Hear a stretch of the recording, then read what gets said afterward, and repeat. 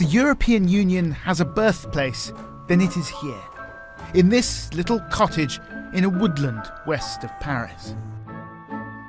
If the EU has a founding father, then it is this man, Jean Monnet. In the broken remains of post-war Europe, together with a trusted circle of advisors, over coffee and cognac and fireside chats, they dreamed of a continent prosperous and at peace. Jean Monnet had a vision in this house, and from here he set the whole European project in motion. But what's become of that original vision? Over the next 3 nights, we're going to be asking, what state of health is the European dream in today?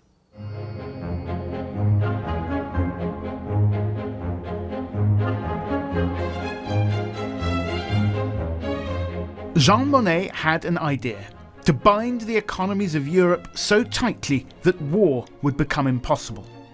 He took his plan to the French foreign minister. Together, they formulated the Schuman Declaration. L'Europe ne se fera pas d'un coup, ni dans une construction d'ensemble. Elle se fera par des réalisations concrètes, créant d'abord une solidarité de fait. Those early Europe builders began by pooling production of coal and steel. It was the first step towards that de facto solidarity. It would lead, they hoped, to a federation of Europe. Hello, sir. I'm Gabriel Gatehouse from Newsnight. There aren't many of that generation left today, but in an apartment in the 17th arrondissement of Paris, we found one. Georges Bertoin is the last surviving member of Jean Monnet's original cabinet at the European Coal and Steel Community. It was the first institution out of which would grow the European Union. The dream was to make peace among European countries stable and credible. Then there was another element. The element was prosperity. So the problem was not only to rebuild Europe, but to modernize Europe. And in this respect, we were looking at the example of the United States of America, and especially the size of the market. Yes, so this is you. Yes. And this is Jean Monnet with his peace and prosperity. That was the goal. 5 years later, 6 countries would sign the Treaty of Rome, establishing a European economic community. I love that. That's brilliant. But the ambition was for a much closer union. The Schuman Declaration, it said the first step toward European federation. And when we started, we thought that we were going to start something, and we thought at the time that we were going to achieve the whole thing, including the political development, within 10 years.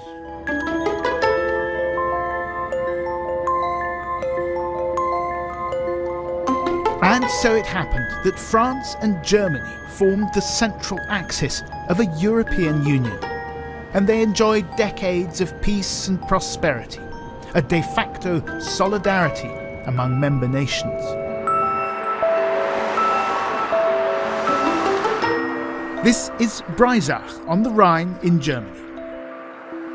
Across the river, Neuf-Brisach in France. The French built these fortifications to guard against attacks from the German side.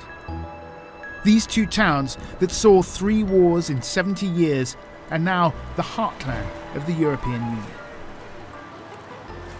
Here then are 2 towns on opposite banks of the Rhine. They're living together in peace. Their citizens can travel freely, backwards and forwards, across this bridge. And whatever side they happen to find themselves on, they can pay for stuff in a common currency. In so many ways, this is exactly what the European project has always hoped to achieve. Over the decades, Europe brought with it all sorts of benefits. Jobs, common rights and protections for workers. But you don't have to dig very deep here to discover that the river still divides. On the French side, around Neuf-Brisach, There were once many factories. This one used to produce pistons for the European car industry. But in 2013, high labour costs forced it to close. Je pense qu'en France, on paye trop d'impôts. Les taxes professionnelles, les impôts pour les salariés payent trop cher. Et je pense que c'est pour ça que beaucoup d'entreprises en France, ils délocalisent vers les pays de l'Est. Unemployment in this part of France is around 10% and rising. GDP is well below the European average. For these French workers, overseeing the demolition of their own factory, the EU today means seeing their jobs move to new member states in Eastern Europe. There was a dream, a European dream in the 50s, in the 60s, about peace and prosperity. Do you think that dream is still alive? I think no, this peace is here in Europe, but prosperity, I think no. In Germany, I think a little prosperity. Here in France, no. Indeed. Back across the river in German Breisach, they have full employment. The citizens of this region, Baden-Württemberg, are among the richest in the EU.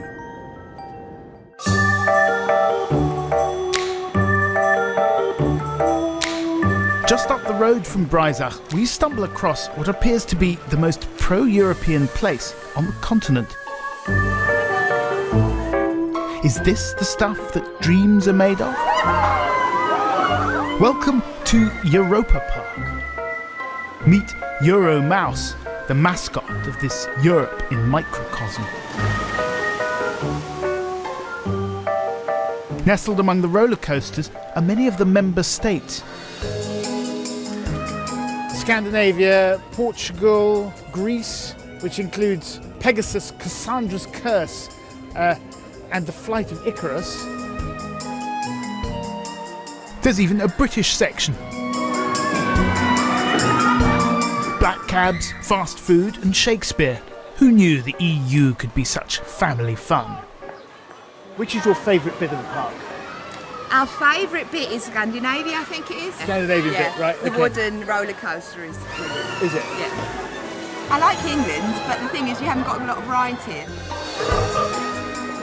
The history of Europa Park reads like a sort of German industrial fairy tale.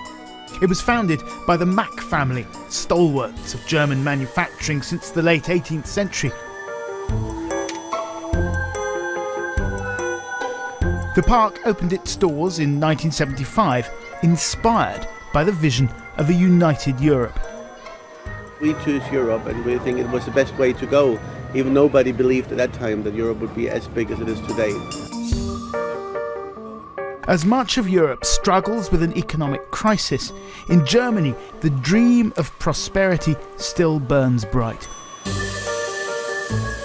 Today, nearly half the park's workers are from other EU nations. We are growing really fast. We're about to open a water park in 2018 where we need another 700 employees. So it's quite difficult because the unemployment rate is so low in this area. You just can't find the workers. You can't find the workers.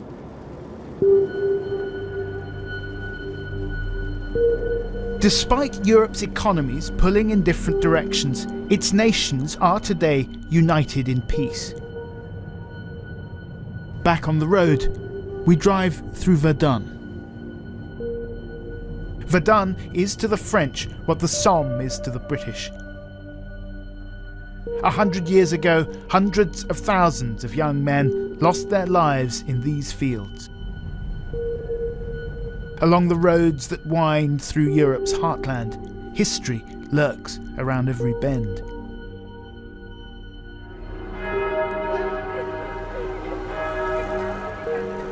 Strasbourg. This city was once fought over. It's now at the heart of the European project, the home of the European Parliament. Throughout the EU's development, from its beginnings in coal and steel, through the Treaty of Rome, the Single European Act, the Maastricht Treaty, the direction of travel has been one way, towards ever closer union. Maybe that was a bit naive, but we thought we were positioned to change European history. It sounds a bit stupid, but we believed in that. You know, at that time, we had the backing of public opinion on the continent because the experience and the tragedy of the war was in everybody's personal history. I use the expression, but it was not the one we used at that time. It would be a kind of United States of Europe. Je voulais juste un petit tract. D'accord, merci. Voilà. Bonne journée. These days, if you say you support a United States of Europe, you might as well commit political suicide, even here in Strasbourg. Bonne journée. These young activists are handing out leaflets for a by-election later this month. Last time round, they took a third of the votes. This time, they're hoping to win. They are the Front National. You know, I was born in 1992. You were born in 1992. And it was the year of the Treaty of Maastricht. Yeah. And so we haven't known this European dream. All we have known it's only unemployment, the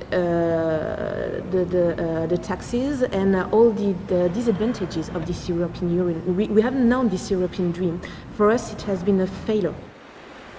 The Front National is booming. A year from now, its leader, Marine Le Pen, could become President of France. She's promised to follow Britain's lead and hold a referendum on EU membership. It's a referendum because... Julia says she'll vote out. We need to find back our borders, our sovereignty, our freedom, our national freedom, to make respect our own laws, which are not the same but in Germany or in Italy or in Spain. Some people worry that a party like yours is leading Europe back towards nationalism, back towards the place where it was in the 1930s. You're right. The European Union is leading us back. That's the problem. It's the European Union that creates unemployment and violence and a feeling of insecurity. The original founders of the EU had a dream of creating peace and prosperity through an ever closer union of nation states based on common interests and common values. The thing about ever closer union is that it presupposes a corresponding weakening of individual national identity. Now, it may be that the founders of the European Union thought that by the time we got to the second decade of the 21st century, the nation state would be a concept that had had its day. Well, it looks like they were wrong. Across Europe, the politics of identity is on the rise. Tomorrow night we'll be looking at borders, how the fall of the Iron Curtain led to a Europe more united than ever, and how, a quarter of a century later, the continent is in crisis over one of the cornerstones of the European dream, freedom of movement.